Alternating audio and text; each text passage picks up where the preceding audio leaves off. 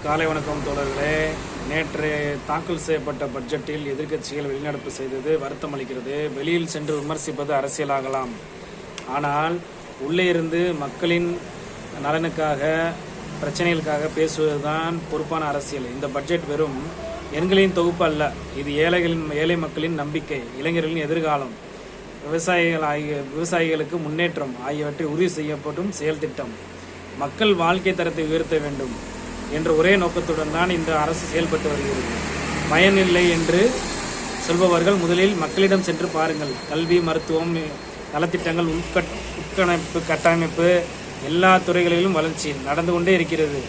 தமிழகம் முன்னேறுவதை காண முடியாதவர்கள் தான் குறை கூறுவார்கள். விமர்சனம் எங்களை நிறுத்தாது, அது இன்னும் வேகமாக வேலை செய்யும், ஊக்கமாக மாறும். மக்கள் நம்பிக்கை செயலாக்கும் வலிமையான தலைமையின் கீழ் தமிழகம் தொடர்ந்து வளர்ச்சி பாதையில் பயணிக்கும்.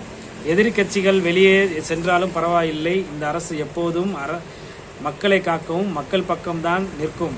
மக்களை நலன் முதலில், அரசியல் பின்னால். அதுவே எங்கள் கொள்கை, அதுவே புதிய தமிழகத்தை தளபதி அவர்கள் இந்த புதிய தமிழகத்தை உருவாக்கியவர் தான் தமிழக முதல்வர் முத்துவேல் கருணாநிதி ஸ்டாலின் அவர்கள். அதனால் நீங்கள் என்னதான் நாடகம் அடித்தாலும் குட்டிக்கரணம் போட்டாலும் உங்களால் ஆட்சியை பிடிக்க முடியாது. நாங்கள் 200க்கு 200 தொகுதியை கைப்பற்றி தனி மெஜாரிட்டியில் ஆட்சி அமைப்போம்.